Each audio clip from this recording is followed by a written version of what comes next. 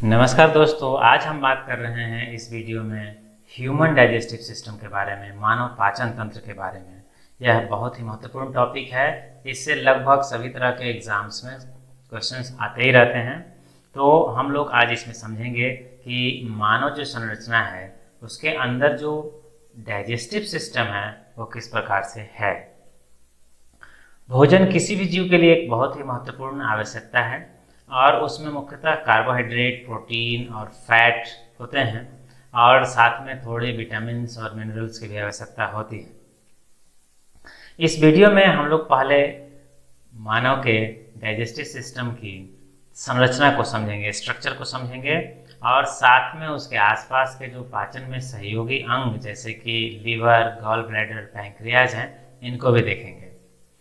भोजन के डाइजेशन के प्रोसेस, उसका एलिमेंट्री कैनाल में मूवमेंट, पाचन में सहायक एंजाइम्स को भी हम लोग समझेंगे और किस प्रकार से वह हमारे शरीर में कॉम्प्लेक्स भोजन को तोड़कर उसे हमारे शरीर के लायक सिंपल मॉलिक्यूल में बदलता है, जो हमारे शरीर के विकास और शरीर में होने वाले नुकसान को रिपेयर करने में मदद करता है।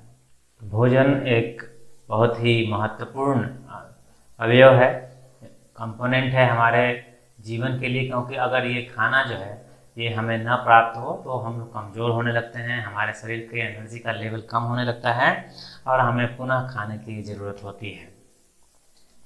और जैसे ही हम लोग खाना खाते हैं हम लोग एनर्जेटिक महसूस करते हैं, शरीर में एनर्जी आ जाती है, कार्यक्षम हम लोग। खाना लंबे समय के लिए बहुत आवश्यक है। एक छोटे से बच्चे से बड़ा हो जाने तक की प्रक्रिया में खाना का बहुत ही महत्वपूर्ण योगदान है और इसके से ही हम लोग धीरे धीरे अपने शरीर का विकास कर पाते हैं और हमारा शरीर चलता रहता है। इसी प्रकार से अगर शरीर में कोई नुकसान होता है, डैमेज होता है, तो इस डैमेज के लिए भी हमारा खाना एक बहुत ही महत्वपूर्ण तत्व बन जाता है, जिससे कि हमारे शरीर में होने वाले नुकसान की भरपाई हो सके। तो अभी सबसे पहले ये देखते हैं कि शरीर में जो हमारी संरचनाएं हैं डाइजेस्टिव सिस्टम से रिलेटेड, उसमें सबसे लंबी जो संरचना है वो है एलिमेंट्री कैनाल। तो एलिमेंट्री कैनाल मुंह से शुरू होती है और एनस तक जाती है। तो पहले एक 3D स्ट्रक्चर में देखते हैं कि आखिर हमारा अंदर का, पेट के अंदर का हिस्सा जो है वो कैसा दिखाई देता है।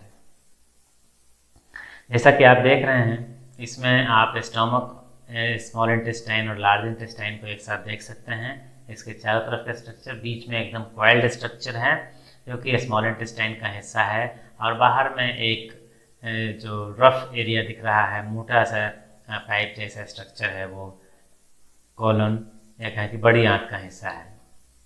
ऊपर में हमारा गर्दन से ऊपर का हिस्सा है, सिर के पास का, जहाँ पे हमारा मुंह होता है और मुंह जो है नीचे की तरफ इसोफेगस में खुलता है। मुंह के पास में आप देख रहे हैं कि जो सैलिवरी ग्लैंड्स हैं, ये बहुत ही इंपॉर्टेंट स्ट्रक्चर्स यहाँ पे मौजूद हैं। ये एक यहाँ पे, दो नीचे में इस जगह पे, एक ये और एक ये 3 सैलिवरी ग्लैंड्स हमारे मुंह में जो पाचन होता है उसके लिए बहुत हद तक जिम्मेदार हैं। सलाइवा सिक्रीट करती हैं और कई तरह के एंजाइम्स का भी सिक्रीशन साथ में करती हैं सलाइवा के साथ। तो सलाइवा सबसे पहले तो हमारे मुंह के अंदर पाचन की शुरुआत भी करता है, साथ ही ये हमारे खाने को चिपचिपा बना करके इसे बोलस के रूप में कन्वर्ट करता है। बोलस का मतलब है एक गोल सा छोटा सा टुकड़ा जो कि आगे बढ़ने में फिर सहायक हो जाता है। वो फैलता नहीं है, वो एक साथ ही स्टोमक में यहाँ पर पहुँच जाता है।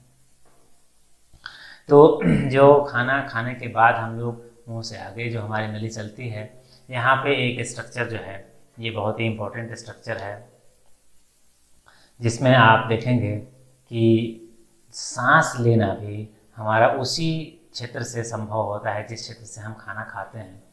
तो इस स्ट्रक्चर में, इस विंड पाइप में खाना ना चला जाए, इसको एक छोटा सा स्ट्रक्चर, बल्ब टाइप का स्ट्रक्चर है जो एपिग्लोटिस कहा जाता है, इसको बंद रखता है जब हम खाने को निगलते हैं, और जब सांस लेना होता है तो ये एपिग्लोटिस खुल जाता है और विंड पाइप से हवा हमारे लंग्स को जाती है।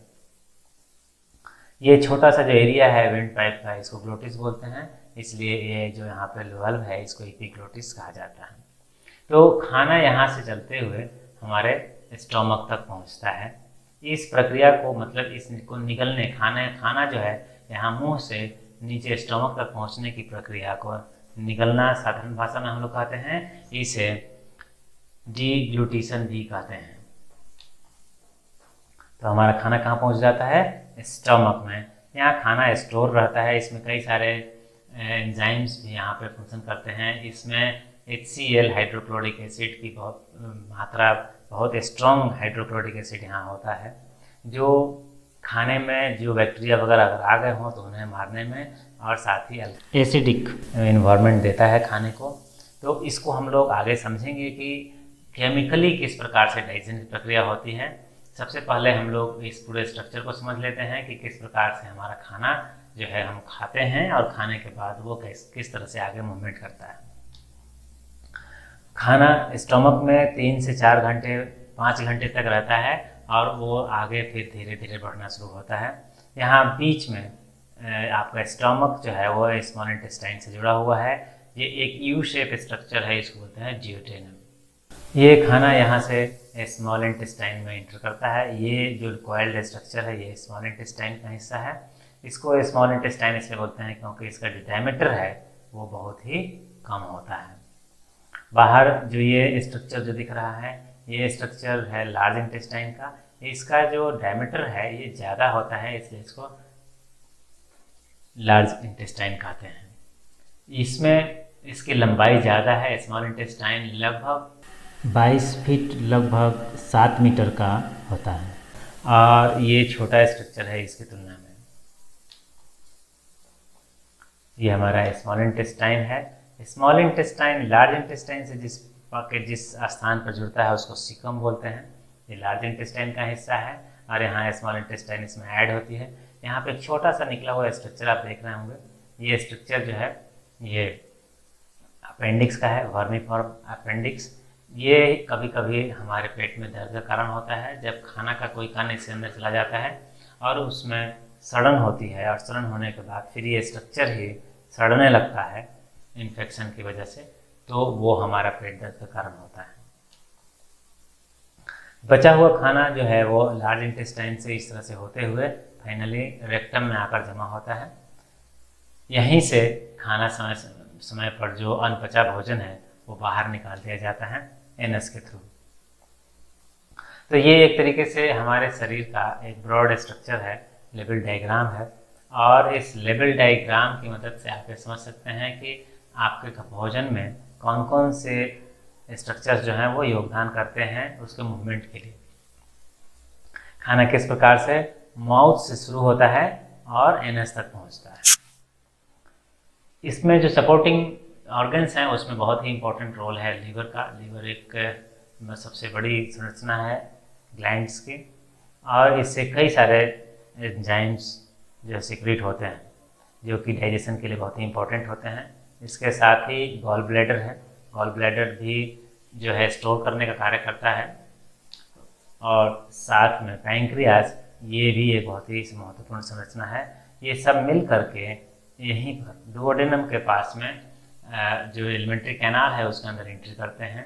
और ये एंट्री बहुत ही इम्पोर्टेंट है क्योंकि खाना में जितना भी डाइजेशन होना है उसके लिए जो भी सपोर्टिंग एलिमेंट चाहिए, सपोर्टिंग कंटेंट चाहिए, वो सब इनकी मदद से यहाँ पहुँचा दिया जाता है और इस प्रकार से खाना जो है वो पचना शुरू होता है। तो ये हमारा टोटल स्ट्रक्चर जो है इस प्रकार का आपको दिखाई देगा कि हमारा जो एलिमेंट्री कैनाल है वो माउथ से ले करके और एनस तक ऐसा स्ट्रक्चर में अवेलेबल है। इसमें खाना जो है वो आगे चलता है इस प्रकार से। तो इस प्रक्रिया को हम लोग, खाने को यहाँ पहुँच जाने की प्रक्रिया को हम लोग डिग्लूटेशन कहते हैं।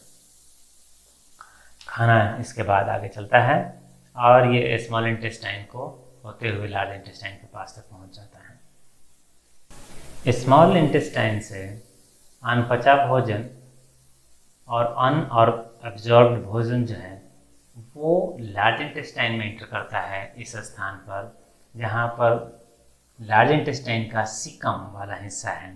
यहाँ एक वल्व होता है, इलियोसिकल वल्व, जो खाने को एक तरफ से मतलब स्मॉल इंटेस्टाइन से लार्ज इंटेस्टाइन में तो इंटर होने देता है, लेकिन लार्ज इंटेस्टाइन से स्मॉल इंटेस्टाइन में वापस नहीं जाने देता है, और इस प्रकार से खाना इसमें इंटर करता है। खाना जो है स्मॉल इंटेस्टाइन से लार्ज इंटेस्टाइन में आने के बाद इसमें से पानी वगैरह जो है वो अवशोषित होकर के और फीकल मैटर जो है वो रेक्टम में आकर जमा होता है। रेक्टम से जो फीकल मैटर है ये वॉलंटरीली डिस्चार्ज किया जाता है। हम लोग इसको समय समय पर बाहर निकालते रहते हैं, और इस प्रकार से हमारा खाना जो है कंप्लीट हमारे शरीर को लगता है और हम लोग उसे पचा लेते हैं। तो ये कंप्लीट मूवमेंट जो है ये आपके शरीर के अंदर मुंह से लेकर के एनस तक का है। इसमें बहुत ही महत्वपूर्ण योगदान है टीथ का, दांत का। दांत के साथ में जीभ में भी एक बहुत ही महत्वपूर्ण स्ट्रक्चर है जो कि मैकेनिकल डाइजेशन में हिस्सा लेने में मदद करता है। दांत जो है बड़े बड़े मॉलिक्यूल्स जो हैं उनको तोड़ने का काम करता है छोटे मॉलिक्यूल्स में, और इस प्रक्रिया में आपका दांत भी बहुत ही महत्वपूर्ण है। तो ह्यूमन जो दांत हैं वो 4 तरह के हैं। चबाने वाले पीछे से 3 जो हैं ये मोलर, उसके बाद ये दोनों भी चबाने के लिए इस्तेमाल होते हैं प्रीमोलर, चीरने फाड़ने के लिए कैनाइन, और काटने के लिए आगे के इंसाइजर। तो अगर हम डेंटल फार्मूला की बात करें तो हमारा जो दांत है वो इस तरीके से आपको दिखाई देगा। सबसे पहले ये incisor, upper half lower jaw में, इंसाइजर के बाद कैनाइन, कैनाइन के बाद प्रीमोलर और फिर मोलर। तो ये हमारा डेंटल फार्मूला है, ह्यूमन डेंटल फार्मूला। ये इस तरीके से आधा ही जो है काउंट किया जाता है, आधा ऊपर का और आधा नीचे का। तो इस तरीके से हमारा डेंटल फार्मूला बनता है। जो सैलिवरी ग्लैंड्स हमने बात की थी, इसमें 3 सैलिवरी ग्लैंड जो हमने बताया कि बहुत ही महत्वपूर्ण है। यहाँ पे वो बड़े स्ट्रक्चर में आप देख सकते हैं, एक यहाँ पे है सबसे बड़ा, एक दूसरा ये, और सबसे छोटा जो है ये तीसरा यहाँ पे।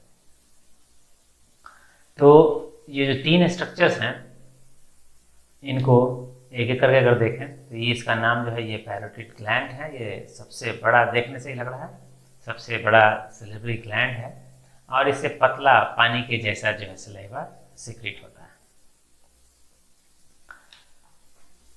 दूसरा जो है यहाँ पे सबसे छोटा जो है सबलिंगुअल ग्लैंड, ये ठीक जीभ के नीचे एक पेयर ऑफ ग्लैंड के रूप में स्थित है, और इससे जो सलाइवा जो है सीक्रेट होती है वो थोड़ी थिक होती है, और ये लगभग पूरे सलाइवा का 5% होता है। तीसरा जो नीचे की तरफ जबड़े में है ये सबमैंडिबुलर ग्लैंड है, ये भी पेयर में होता है और जबड़े के नीचे स्थित है। ये भी थोड़ा गाढ़ा सलाइवा सीक्रेट करता है, और पूरे सलाइवा का लगभग 70% जो है वो यही सीक्रेट करता है। तो इस प्रकार से हमने देखा कि हमारा जो डाइजेस्टिव सिस्टम है वो किस प्रकार से स्ट्रक्चर्ड है। हम लोग अगले वीडियो में देखेंगे कि हमारा जो डाइजेस्टिव सिस्टम है उसमें कौन कौन से एंजाइम्स हैं, और वो एंजाइम्स कहाँ से सीक्रेट होते हैं, और उनके सीक्रेशन से हमारे भोजन को किस प्रकार से पचाने में मदद मिलती है। तो अगले वीडियो तक के लिए धन्यवाद।